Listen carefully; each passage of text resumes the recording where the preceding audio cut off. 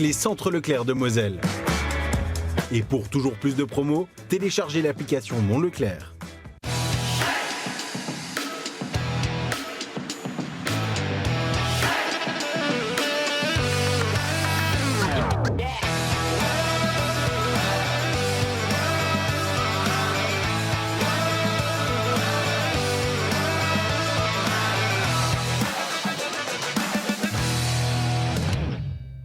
Résultat fou et scénario imprévisible. Le FC Metz s'incline face à Toulouse malgré une égalisation par 2 fois dans la rencontre. Quelles conséquences d'une telle défaite lors de la 26e journée de Ligue 1 après match? Bonjour à toutes et à tous, bienvenue dans votre nouveau numéro du Graoli Mag, même avec des scénarios assez rocambolesques. Le résultat est le même pour le FC Metz. Évidemment, on va revenir sur tout ce qu'il s'est passé dans le match de ce week-end avec nos chroniqueurs du jour qui, je l'espère, se sont remis de leurs émotions du week-end. On va commencer avec Franck Signorino à ma gauche. Bonsoir à tous. Remis, oui et non, parce que c'est vrai que ces dernières semaines, c'était un petit peu monotone. Là, le scénario fait qu'il y a eu du spectacle, qu'il y a eu des rebondissements, qu'il y a eu, on va dire, une réaction, mais trop tardive, et par contre, toujours les mêmes mots. On va dû le ramasser à la petite cuillère après la rencontre en tribune presse. C'est Angelo Salemi qui est avec nous. Bonsoir, ça va. Bon, on essaie de passer à autre chose. On est habitué finalement de perdre, mais bon. Il y a eu le jeu de mots en avant-match, mais pas en après-match, par contre. Ouais, malheureusement. Un peu plus compliqué. À ses côtés, Gérald Russello est avec nous. Il termine la boucle des chroniqueurs du jour. Ouais, c'était dur hier en tribune de presse. On est passé par toutes les émotions et à la fin, j'avais envie de pleurer. C'était catastrophique. Donc voilà, c'était un beau match magnifique, mais alors c'est dur. Ils vont nous tuer un jour. Et pour tourner la page, quoi de mieux que de reparler de cette rencontre. C'est ce qu'on va faire dans la première partie de cette émission. C'est l'heure du journal de la Ligue 1.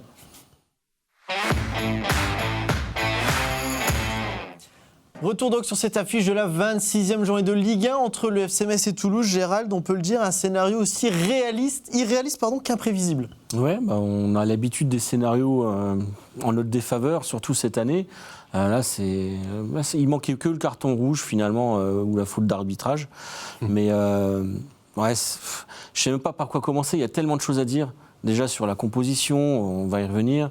Sur ce début de match totalement affreux, les 15 premières minutes, il n'y avait aucun jeu, aucun fond de jeu. Et Toulouse en a profité, mais alors avec des largesses, avec des buts magnifiques. Et peut-être revenir sur ce côté imprévisible. C'est vrai qu'on ne s'attendait pas à avoir un FC Metz à réaction. Non, mais c'est ça en fait. J'ai eu l'impression qu'ils n'avaient plus rien à perdre en fait.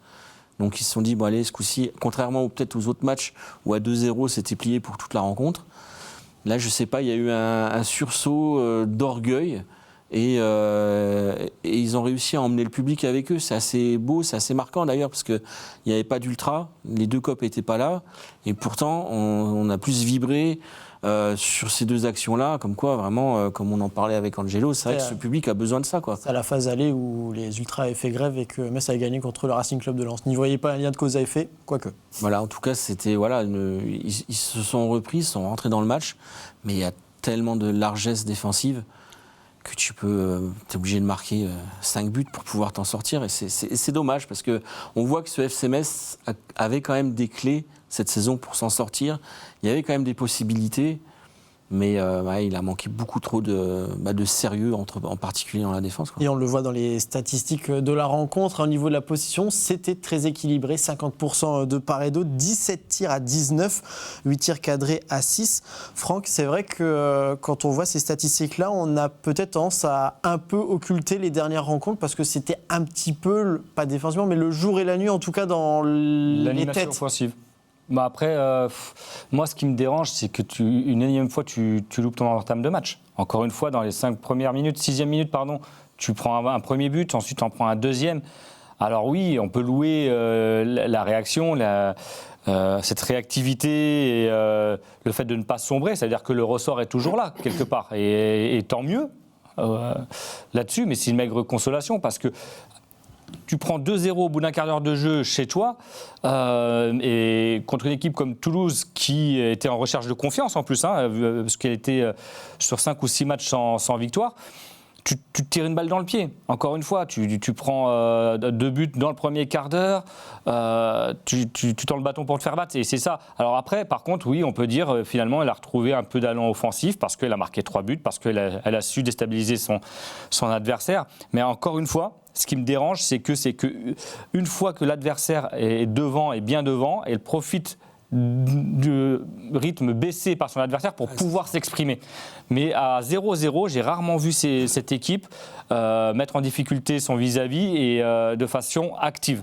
Et c'est cette question que je me pose. C'est que est-ce que cette équipe est capable de prendre les rênes à un moment donné du match, de s'imposer comme elle l'avait fait contre Lens, comme elle l'avait fait aussi à Nantes, mais ça passe par une imperméabilité. Encore une fois, 4 buts encaissés et puis 19 ou 17 tirs. 19 pour Toulouse. Voilà, 19 possibilités de tir, c'est énorme.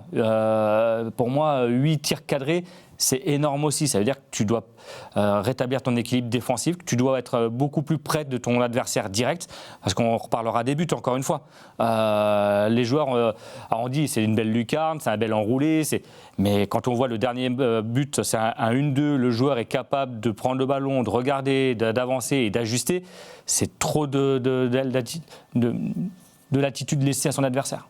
Et Angelo, on regrette un petit peu ça parce que Benoît Thavenot avait tenté des choses dans sa composition d'équipe. Il y a eu beaucoup de turnovers, 6 changements dans le 11 de départ par rapport à celui face au Racing Club de Lens. On va le voir, Kwao, Sané, Mboula, Colin, un milieu de terrain avec Deminguet, Gbama, devant Bounassar, Titajuvi, Gauthier et Nathan Mbala.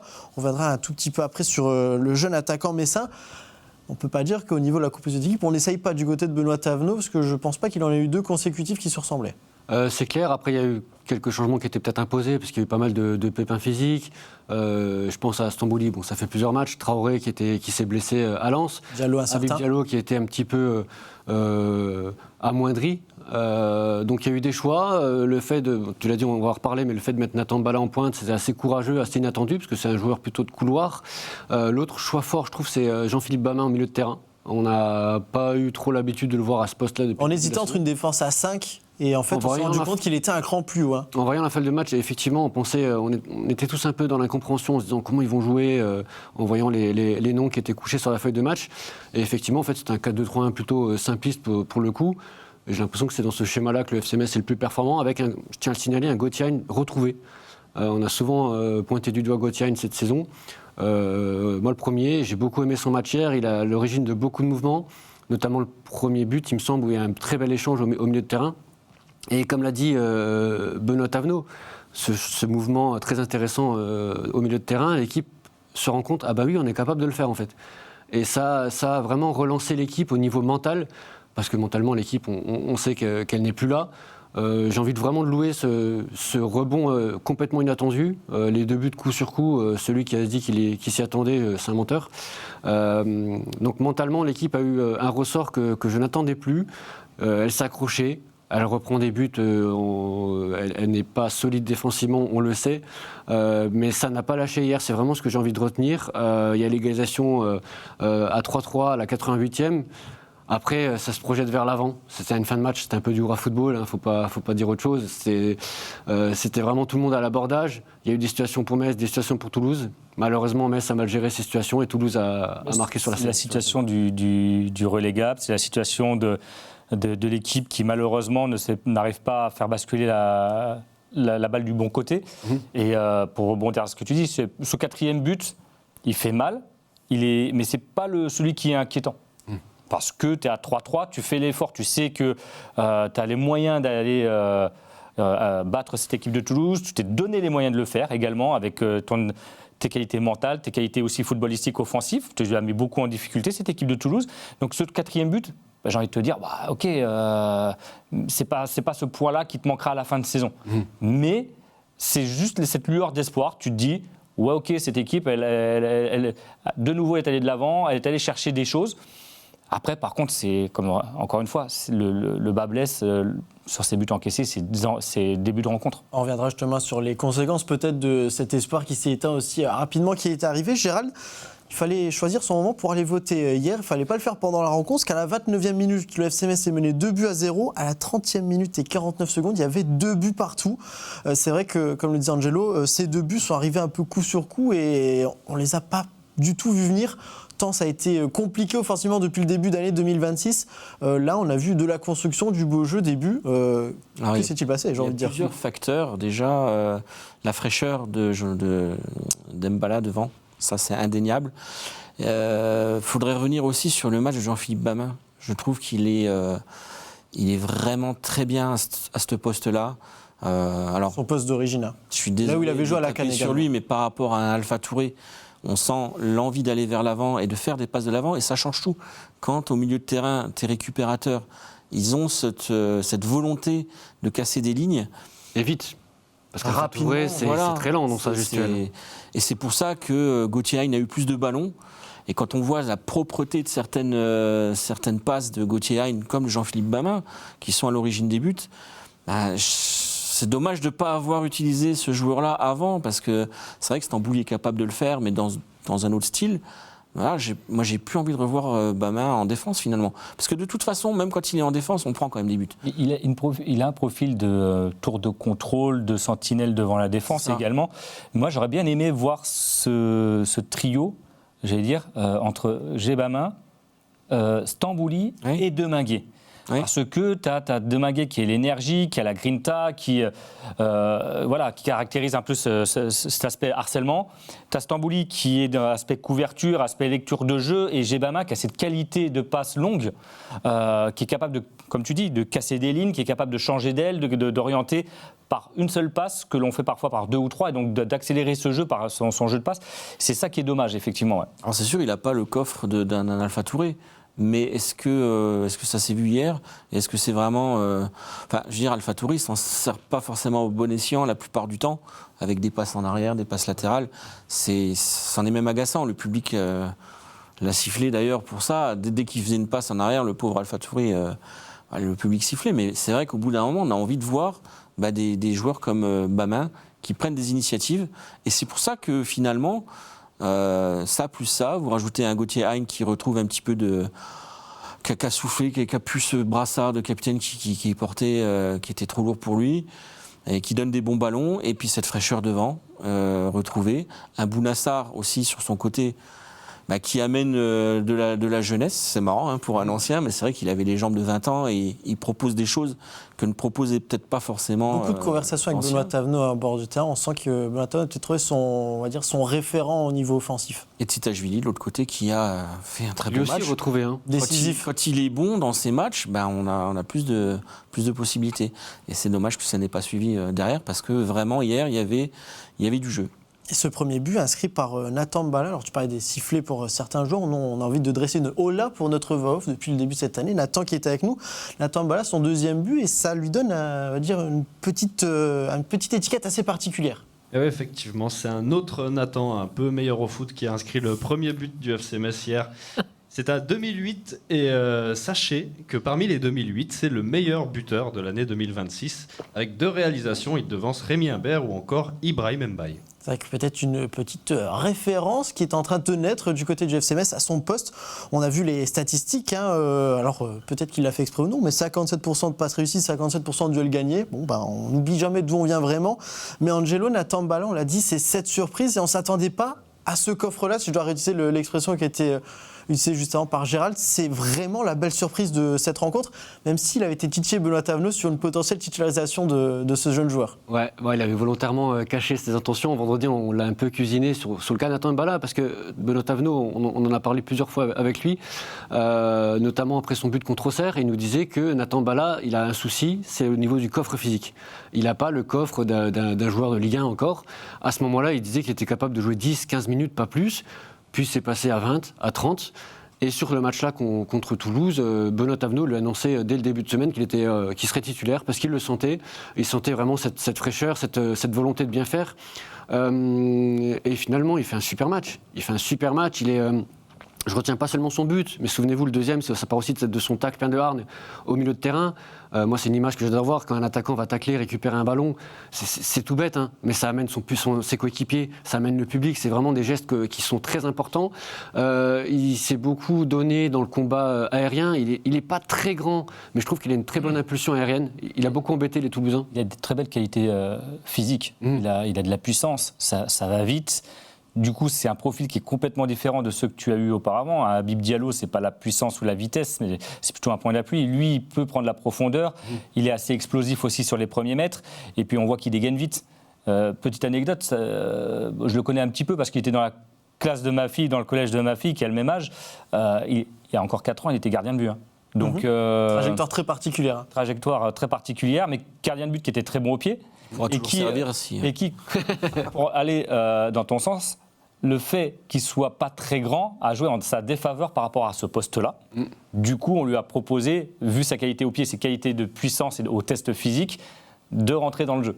Et force est de constater que c'est un très bon espoir et qu'il apporte une ficelle de plus dans cet effectif messin, parce que pour moi, il manquait énormément de joueurs, si ce n'est Bokele, dans le cadre de la vitesse, de la puissance. Le problème, c'est qu'il n'a pas de contrat. Et qu'on risque de se le faire piquer à la fin de la saison. C'est pas en très mauvaise voie, si ça peut te rassurer. Tu as des infos? Oui, on essaie d'aller titiller un petit peu. N'oublie pas de donner tes sources. Oui, je citerai mes sources peut-être dans un autre poste que celui-ci. Juste, Franck, je voudrais quand même te faire réagir sur quelque chose concernant Nathan Mbala. On peut revoir les images. C'est lors de la célébration de son but à Nathan Mbala. C'est vrai que ce signe, ça doit jouer au mental désormais, que ce soit un jeune de 18 ans qui fasse ça. Ça a quand même sa petite importance. Ça prouve une certaine maturité, surtout de ne pas s'enflammer, de calmer un peu les esprits. Alors, est-ce que ça doit venir de lui? On dira non, mais que lui, il y pense tout de suite, ça veut dire qu'il n'est pas euphorique, qu'il n'est pas basé sur lui-même et qu'il ne marche pas que à l'émotion. C'est une belle preuve de relativiser l'événement, parce que franchement, marquer un but déjà à son âge en Ligue 1, donc là c'est son deuxième, donc aussi il a déjà vécu le Et puis ils sont pas si moches que ça. Et puis, celui à Auxerre. Et comme je le répète, c'est sa façon de dégainer vite et juste. Donc, et puis ça, c'est une belle image, c'est-à-dire qu'il ne fonctionne pas qu'à l'instinct et ses qualités de vitesse ou de précipitation, comme on veut, mais aussi avec sa tête. Ça montre aussi qu'il a de la personnalité. C'est un mot qui est revenu souvent, que Bonotamno a utilisé souvent, qui manque quelque part à cette équipe cette saison. Ce petit gamin, il a de la personnalité. On l'a vu sur la fin de match contre Brest. Il est rentré, il a un petit peu secoué le cocotier. Et à la fin du match, il y a un coup franc. C'est lui qui a pris le ballon, il dit non, j'y vais, je le tire. Et ça peut être mal perçu, parfois. Un gamin de 18 ans, tu as été ancien pro, Franck, tu peux peut-être me le confirmer. Mais dans cette équipe qui est malade, qui a vraiment la tête dans les chaussettes, avoir un gamin qui prend cette responsabilité-là comme ça, je trouve que c'est très positif et c'est vraiment de bon augure. Je pense qu'il y a un bel avenir qui l'attend. De bon augure pour la Ligue 2, parce qu'on aura besoin Non, mais sans blaguer, quoi. Je veux dire, je suis pas certain qu'Habib Diallo, si on descend, il reste. Donc forcément, on va avoir besoin de forces vives en attaque. On en a d'autres qui vont peut-être revenir de près, comme Morgan Bokele. Donc quelque part, c'est rassurant de se dire qu'on a quand même une équipe avec des bons espoirs pour l'avenir. Non, ce qui est intéressant, c'est qu'il y a des jeunes qui commencent à éclore et que le centre de formation qu'on pouvait critiquer à un moment donné, finalement, il y a du bon travail derrière. On voit Nathan Mbala, on voit aussi Believe Mulongo, voilà, pardon. Tu vois le joueur qui est parti, à Aston Villa, Maggio, voilà, Brian Maggio.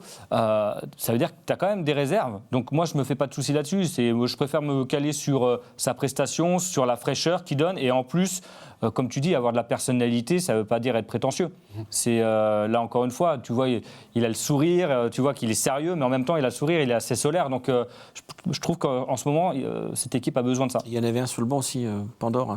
Pandore, c'est ça. Aussi un joueur, 18 ans. Très bon joueur de la réserve. Donc c'est vrai que pour l'avenir, peut-être que c'est des joueurs qui mériteraient d'être prêtés. Mais finalement, si on descend, on aura quand même besoin d'eux. Donc c'est une passerelle qui était plus trop utilisée ces dernières années. C'est très positif que cette année, on l'utilise à nouveau. On essaiera justement ce jeudi de se pencher un petit peu sur cette nouvelle génération qui vient toquer à la porte du FC Metz, mais aussi de la Ligue 1. Avant ça, on va continuer sur cette rencontre. Gérald, il y avait 2-2. L'euphorie s'était un petit peu emparée de tout le monde, à la surprise générale. Et puis, il y a ce but quand même pour assommer les espoirs juste avant la fin de la première période. Va falloir qu'on commence à supprimer. On parlera du but en fin de match, mais il va falloir supprimer les temps additionnels. Là. Ouais, non, mais c'est impressionnant. À chaque fois, on se fait... Mais alors, on regarde le chrono, c'est à 10 secondes. Ça siffle juste derrière. À la fin, pareil. Et c'est pas la première fois cette saison. Donc, je sais pas ce qui se passe à ce moment-là dans leur tête. Est-ce qu'ils attendent le coup de sifflet final, ils attendent l'arbitre. Ils sont plus concentrés. Et clairement, sur l'action, le joueur est tout seul. Il a plus qu'à placer son ballon. Je sais pas. C'est dommage parce que Benoît Tavelot était venu pour resserrer un petit peu la défense. Là, on revoit les images, il n'est pas attaqué. Tout le monde est trop loin. C'est ça, il est au milieu de 4 et C'est problématique. Surtout quand tu es dernier, tu dois resserrer les rangs et tu te fais avoir comme ça. Moi, je ne comprends pas.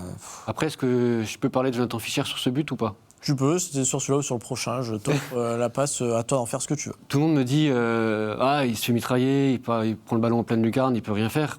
Sur le but là, je suis pas d'accord. Je trouve qu'il est mal placé dès le départ et j'ai l'impression qu'il a pas d'impulsion sur ses jambes. Alors l'idée, c'est pas du tout de tout lui mettre sur le dos. Il a une défense qui est à l'ouest, c'est une réalité. Malheureusement, on a un gardien qui ne fait pas d'arrêt. Hier, c'est 6 tirs cadrés, il y en a 2 qui sont sur lui, donc je les compte pas. 4 occasions cadrées, 4 buts. Sur celui-là, j'ai du mal. Sur le deuxième, c'est un duel, mais il n'en gagne pas un. Et sur celui-là, vraiment, je trouve qu'il peut faire mieux parce qu'il est mal placé au départ et il n'a pas d'impulsion sur ses jambes. Je trouve que ça fait beaucoup de buts cette saison. Il n'y a jamais un but où c'est une cagade du gardien. C'est arrivé par le passé, on a parlé d'Alex Oukidja, d'Arnaud Baudard. Mais Alex Oukidja et Arnaud Baudard, de temps en temps, ils sortaient un exploit. On a parlé notamment de l'arrêt du gardien d'Angers, Kofi. C'est un arrêt d'un gardien de Ligue 1. Malheureusement, Jonathan Fischer, il ne fait pas ses arrêts. Il y a aucun... J'en ai déjà parlé dans une autre émission, donc je me répète, mais il y a un seul arrêt cette saison que je me suis dit, waouh, bravo, c'est le pénalty à Brest qui sort magnifiquement. Malheureusement, c'est son conséquence. Et j'attends d'un gardien quand même qui ramène des points. On sait que c'est pas un gardien de Ligue 1. Ah oui. Il vient d'un championnat obscur, excusez-moi, mais il a aucune expérience. C'est pas parce que tu ne le regardes pas qu'il est obscur.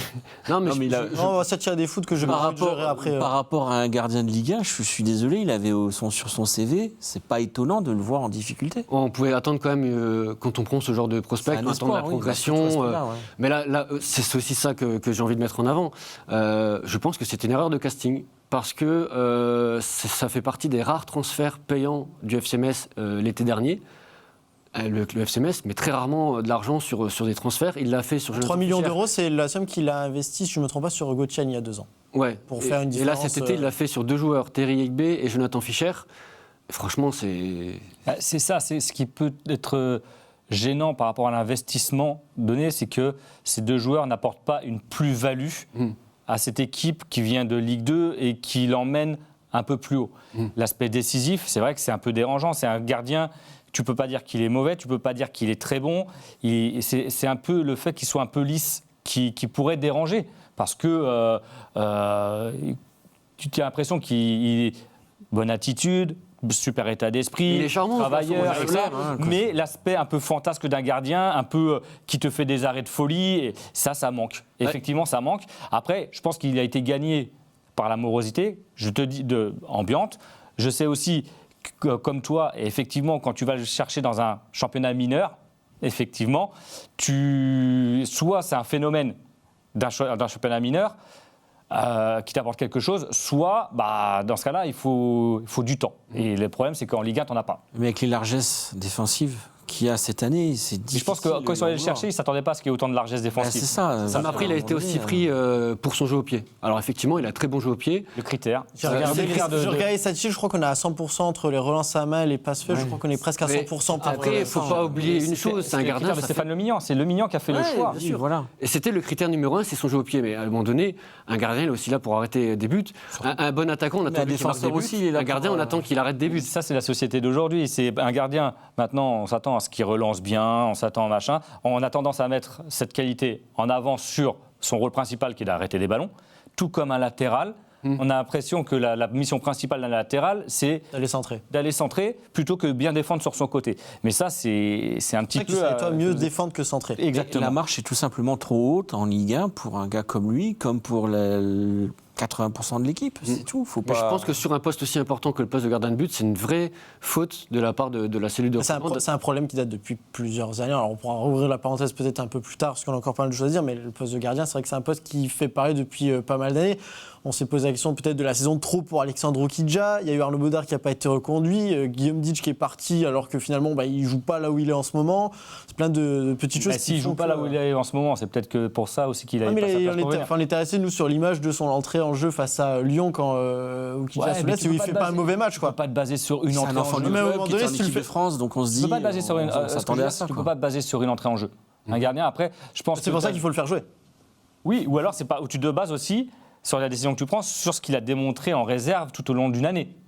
Et ça, nous, on n'y a pas accès. Oui, après, Ouais, c'est pour ça que je te dis le la raisonnement différence avec là-dessus Alexandre que je Okidja. préfère. Déloger Okidja, c'était quelque chose à faire aussi qui n'était pas évident, parce que c'était ton Non, mais gardien là où d'expérience. je suis d'accord avec vous, c'est l'histoire des gardiens de but. C'est qu'à un moment donné, tu prends le risque de déloger Okidja, qui était quand même une figure du vestiaire, une personnalité. Alors certes qu'il avait fait 2 grosses boulettes contre le Red Star et à Amiens, il me semble. Il en ou sortait Grenoble, des fois des sacrés qui ou Grenoble, sauvaient le match. mais pour le coup, il n'était pas décisif et il te faisait des arrêts, comme on dit dans le jargon, des dingueries, mais il te rapportait des points, pouvait te faire en perdre, mais il t'en rapportait. Le truc, c'est que tu fais venir un gardien pour bousculer cette hiérarchie, donc quelque part, tu peux mettre en difficulté ton effectif au mois de janvier. Tu as ce gardien-là qui souhaite rester, d'après ce que j'avais compris, et qui te coûtait 0, et qui t'avait démontré quand même qu'il pouvait apporter ce qu'il pouvait apporter en tant qu'international belge, etc. Tu prends la décision de ne pas d'y renoncer pour investir 3 millions d'euros. Donc dans ce cas-là, si tu investis 3 millions d'euros, c'est que ce gardien doit apporter une plus-value. À ce prix-là, pour le FC Metz, je trouve ça énorme. On le sait, le FC Metz, il le oui, dit, on surtout que t'es en cherche difficulté des bons financière. coups, d'autant C'est juste plus ça. maintenant avec les droits télé. Et d'avoir mis cet argent sur un gardien, il ne fallait pas se tromper. Et je pense qu'à ce prix-là, le FC Metz s'est trompé. Je pense que surtout le FC Metz a fait confiance et s'est appuyé sur le choix de son entraîneur du moment qui avait fait un ordre de priorité. En parlant de s'appuyer sur les choix d'un entraîneur, Benoît Tavenot en a fait un au fil de la rencontre. C'est au niveau de ses remplaçants. Il a fait entrer Georgi Abouachvili, Gérald, une égalisation en fin de match, certes, mais on va dire bienvenue déjà de la part de joueur. C'est un joueur qui sort du banc, qui est décisif, tant mieux. C'est pas la première fois d'ailleurs. Et c'est pas la première fois, c'était déjà le cas face au FC Nantes pour son premier but sous les couleurs du FC Metz. Une égalisation, on s'est dit alors peut-être. Bah oui, c'était encore une fois la suite du scénario. On la voyait venir. Il y avait eu pas mal de ratés, même en première mi-temps. On s'attendait, on avait envie, on se disait presque on a même le temps d'aller encore plus loin, on peut même aller la chercher la victoire. Donc Ah bah oui, quand on voit le panneau avec 9 minutes de temps additionnel. voilà, c'est assez rare pour le d'ailleurs les souligner. 9 minutes sont acclamées comme une bonne nouvelle parce que ça y est, Ah, t'as on a renversé. Tu as 3-4 situations Voilà. dans ces 9 Dans la tête, Oui, oui. on avait presque gagné le match à ce moment-là. Tout le monde était prêt à aller à l'abordage et tout, et il y a eu des opportunités. C'est surtout que j'ai l'impression que quand ce tableau s'est levé, tu as peut-être l'espace d'un instant oublié ce qui s'était passé ces dernières semaines. C'est ça. Bah oui, parce que tu es dans le match finalement, et le public, encore une fois, c'est ce qu'on disait, il a besoin de ça. Il vit le moment présent. On le voit d'ailleurs sur les réseaux sociaux, hein, c'est toujours l'instant présent. C'est jamais sur le long terme. Mais là, clairement, tu es au stade, à un scénario comme ça, tu te dis, ça y est, ça fait la 3e fois que ton équipe, elle revient, enfin la 2e, parce que voilà. C'est bon, le match, il est pour nous, il est plié, on va aller jusqu'au bout, on va gagner. Donc tout le monde y croit à ce moment-là, et tout le monde pousse. Et on a une opportunité d'ailleurs, on n'est pas loin. Et on se dit, non, au pire, on aura un match nul, quoi. Mais bon, les dernières secondes, on les connaît, quoi. Il y a un C'est autre constat à 10 faire. secondes près, quoi. Il y a un autre constat à faire sur ce but, c'est que le FCN s'est incliné en inscrivant 3 buts en Ligue 1. Et ça, Nathan, c'est pas quelque chose qui arrive très souvent quand on est le FC Metz. Ouais, Meric, c'est la première fois de la saison que le FC Metz inscrit 3 buts en Ligue 1. La dernière fois, c'était le 7 avril 2024 sur la pelouse du Stade Brestois. Une défaite 4-3 aussi. Voilà. Avec notamment un doublé de Georges Mikotadze, mais il est aussi là le constat, c'est de se dire que cette équipe du FCS, même en inscrivant 3 buts aujourd'hui, elle n'est pas capable d'aller récupérer un point pour la course au maintien, Angelo. Tout part de l'animation défensive. Je ne mets pas que la faute sur les défenseurs, c'est vraiment toute l'animation défensive. L'équilibre, hein. Tout à l'heure, on a loué à juste titre la prestation de Bamin et d'Eminguet. Ils font partie du problème. Sur le premier but, ils ne montent pas assez, ils n'empêchent pas de frapper. Le deuxième, Toulouse se retrouve dans la surface de Metz avec une facilité déconcertante. Ça part d'un Un dégagement. dégagement du gardien. Je n'ai pas compris cette action. Je la regarde, je ne la comprends pas. Comment c'est possible C'est magnifique. de se touper Une touche de balle comme à ça, ce point. Je ne comprends pas. Et l'animation, en fait, tous les joueurs sont mal placés. Je ne comprends pas ce qui se passe. Troisième, pareil, on laisse frapper. Et le quatrième, moi, il y a un truc qui me dérange aussi sur ce but. Tout à l'heure, tu disais qu'Alpha Touré, à juste titre, il a vraiment une caisse physique. C'est un joueur qui est capable de répéter les efforts. Il est sur le terrain depuis 10 minutes. Pourquoi il marche dans la surface? Il était cuit au bout de 10 minutes, on a remarqué impossible. ça. Ouais. Le joueur, j'ai oublié le nom du Toulousain qui marque, il se retrouve tout seul. Mario Sauer. Mario Sauer, et on a souvent parlé ici de le FC Metz, souvent encaisse des buts sur des centres en retrait. C'est un but qu'on a vu 800 fois cette saison à Metz. Et Alpha Touri s'arrête de courir. C'est pas le seul, hein, c'est collectif, c'est un problème collectif.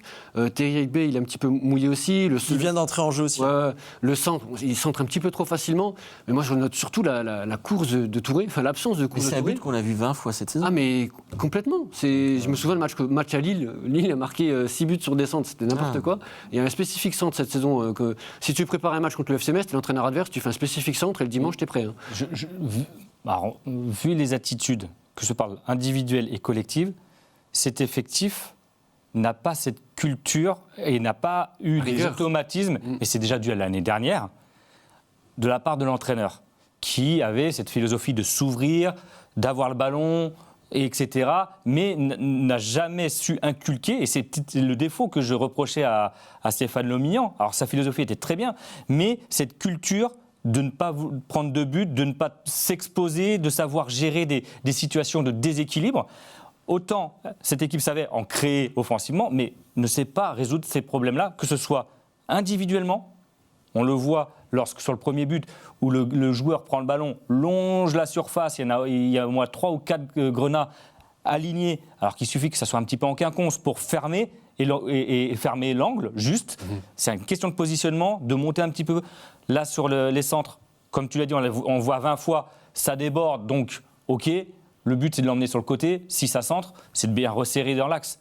On ne le resserre pas. C'est juste un problème d'attitude collective et individuelle qui, pour moi, ne date pas de cette saison et n'est pas un problème de niveau, mais un problème d'apprentissage depuis l'année dernière, d'automatisme. Mais Benoît Tavenot était venu justement pour redonner ça, réapprendre un petit peu à resserrer les lignes. C'est même pas une question de resserrer des lignes. Hein. C'est une question de lecture dire, de jeu, c'est une question aussi de la concentration. La concentration, c'est le dernier but défensive, c'est une question aussi de penser d'abord à ne pas prendre de but avant d'aller en marquer. Tu vois, c'est là que tu es passé dans une autre sphère. C'est même pas une question de resserrer les lignes, c'est une question d'attitude à adopter, de comportement, tu vois, dans la tête. Les buts que tu prends dans les dernières secondes, souvent, c'est de la rigueur, de la concentration. Tu n'arrives pas à rester concentré jusqu'au bout. Ça fait partie du problème mental dont on parle globalement dans cette équipe.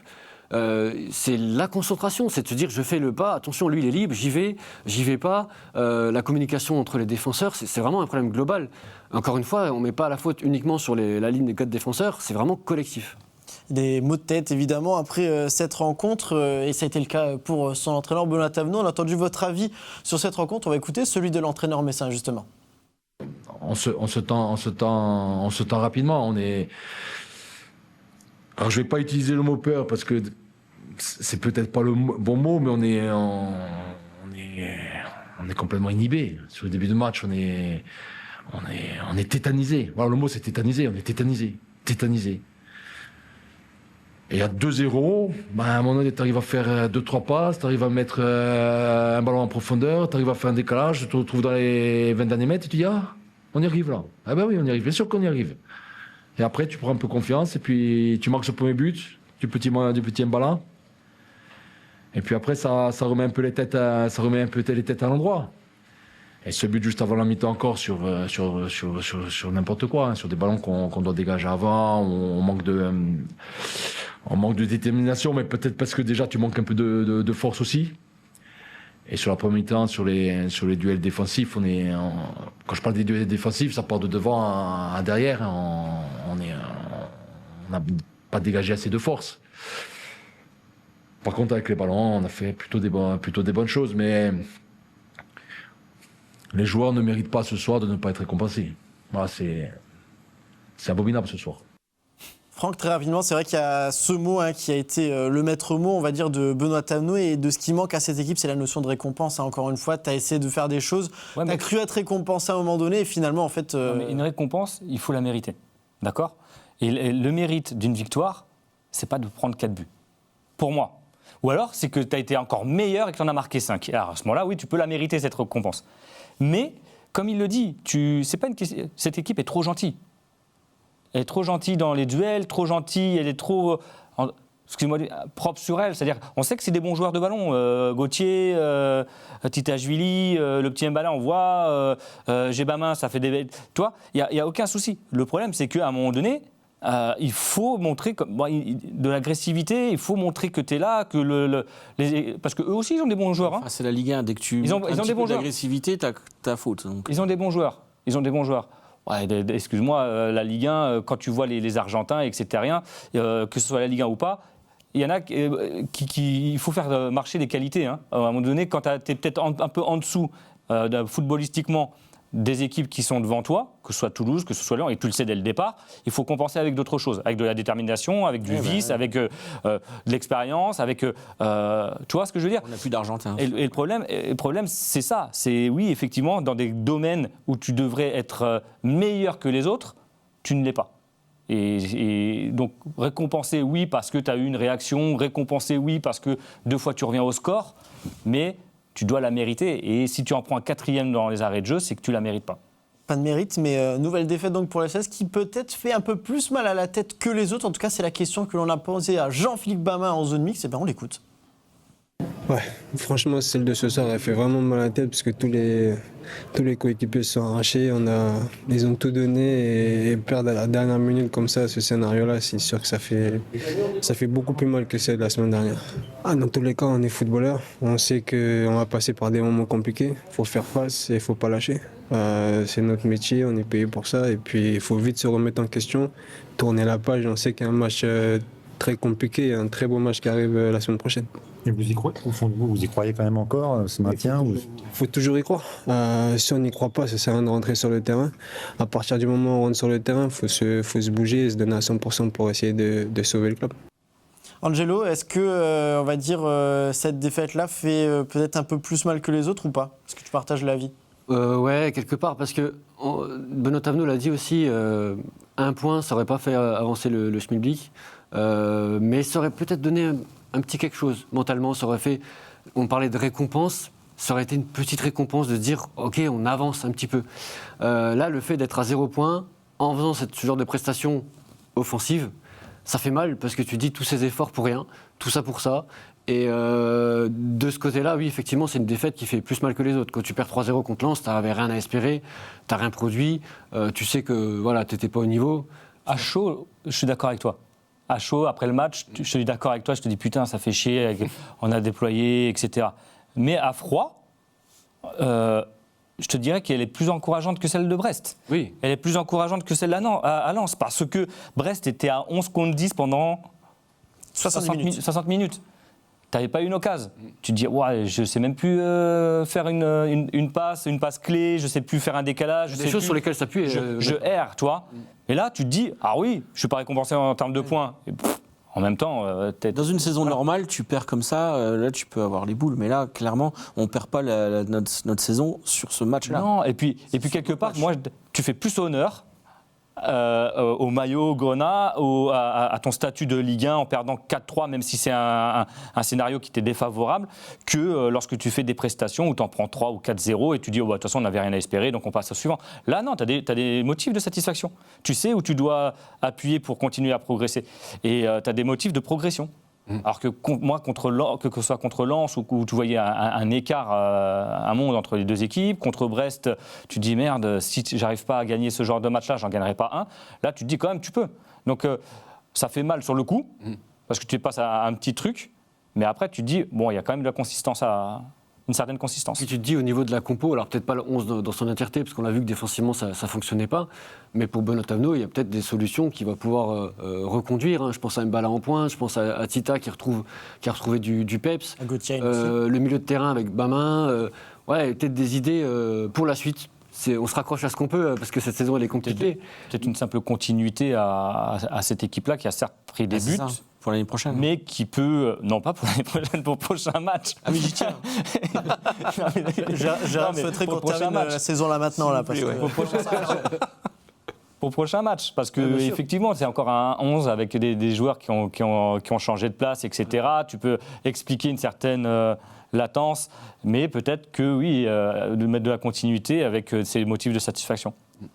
Il est vrai que ça ne fait pas beaucoup avancer le Schmilblick. Je me permets cette phrase, je l'ai bien aimée, donc je la réutilisais telle quelle parce qu'il y a eu d'autres résultats dans cette 26e journée que l'on va regarder. Alors évidemment, il n'y a plus ce match entre le Paris Saint-Germain et le FC Nantes qui a été reporté, mais il y a eu la victoire de Marseille sur l'AJ Auxerre et ça aurait pu faire tilt un petit peu.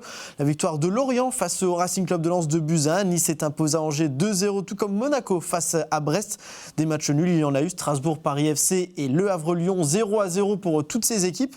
Et enfin, Rennes, le futur adversaire du FC Metz, qui était sur une forme presque olympique, s'est incliné face à Lille au classement. Évidemment, ça va avoir des conséquences. Déjà dans le haut de tableau, le Paris Saint-Germain reste leader, quoi qu'il arrive de cette 26e journée. Nous, ce qui nous intéresse, on aimerait regarder au-dessus, mais c'est le bas de classement.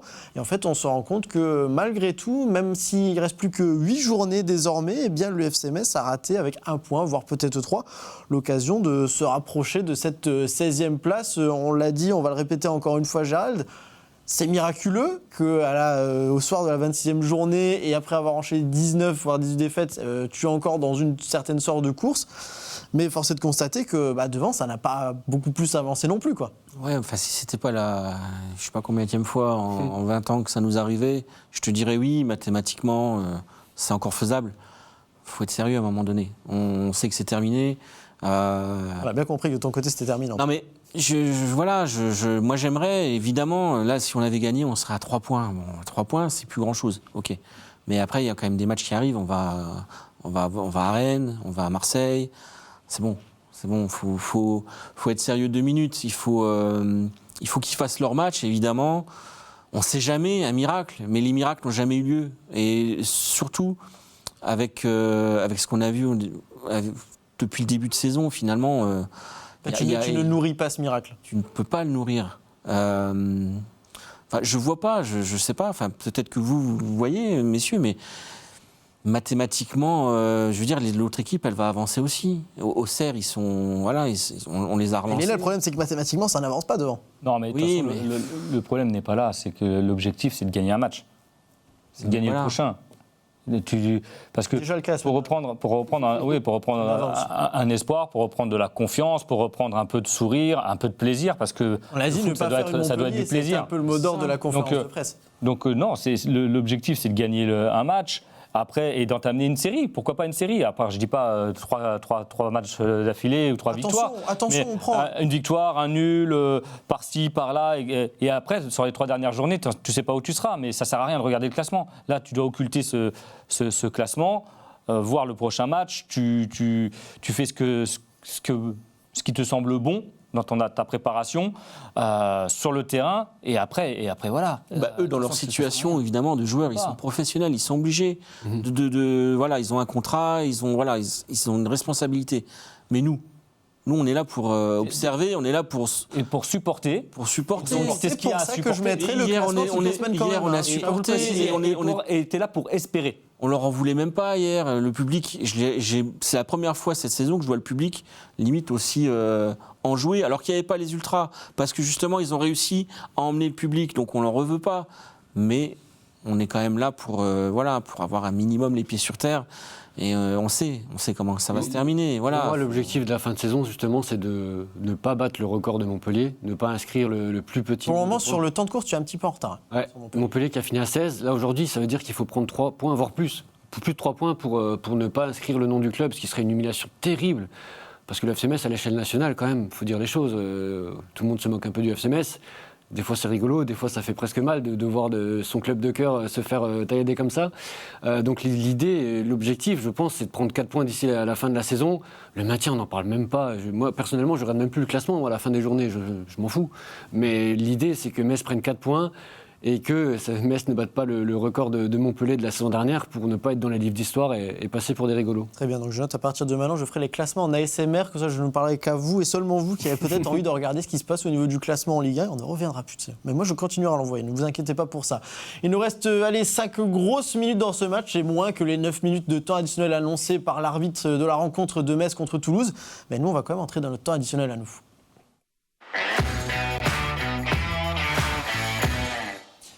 Un temps additionnel pour regarder ce qui s'est fait sur les autres terrains du FC Metz. Très rapidement, on va regarder les résultats. Alors, jouer face à Toulouse ce week-end n'était pas de bon augure pour le FC Metz. Les féminines se sont inclinées 2-0. La réserve s'est également inclinée face à l'US Vimy qui quitte la zone rouge pour l'occasion. Chapeau tout de même au U19, vainqueur de Dijon 5-0. On va revenir sur ce qui s'est passé du côté des U17 un petit peu plus tard. Les vétérans également, c'était en coupe ce week-end face à Novéan. 5 buts face à Novéan, c'est le tarif maison, hein, j'ai envie de dire. C'est pas la première fois que vous faites ce genre de résultat. Un petit relâchement, toi, on a pris un petit but. Ouais, après, histoire de faire travailler un peu le gardien quand même.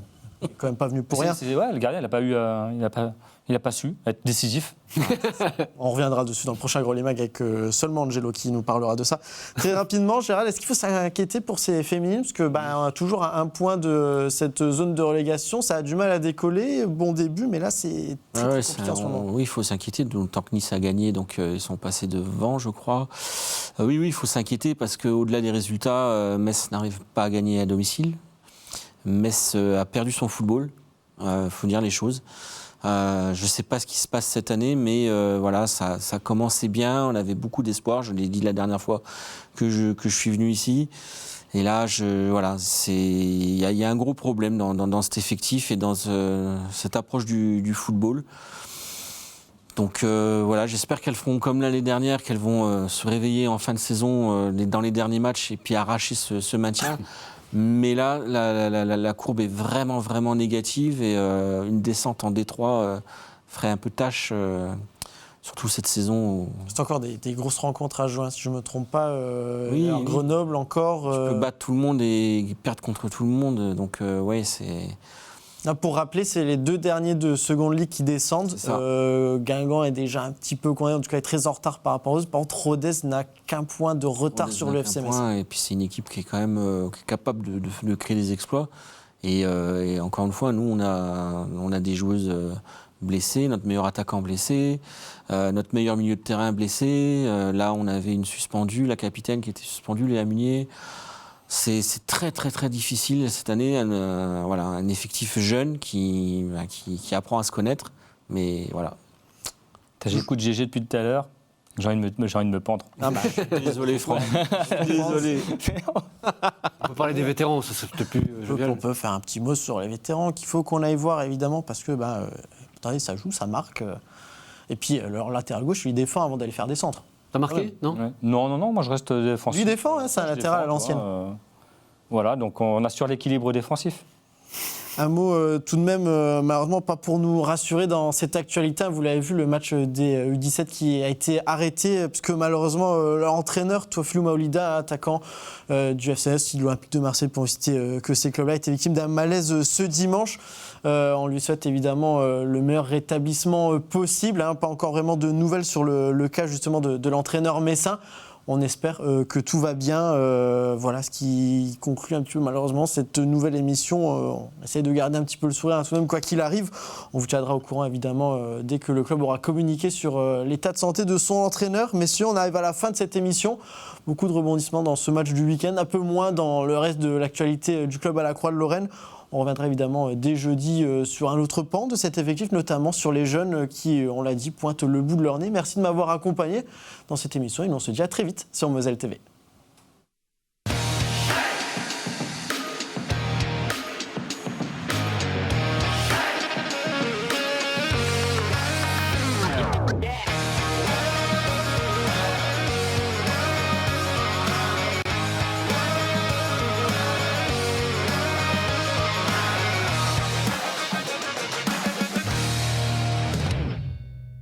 Tous derrière les grenats en regardant le Graouli Mag avec les centres Leclerc de Moselle. Et pour toujours plus de promos, téléchargez l'application Mon Leclerc.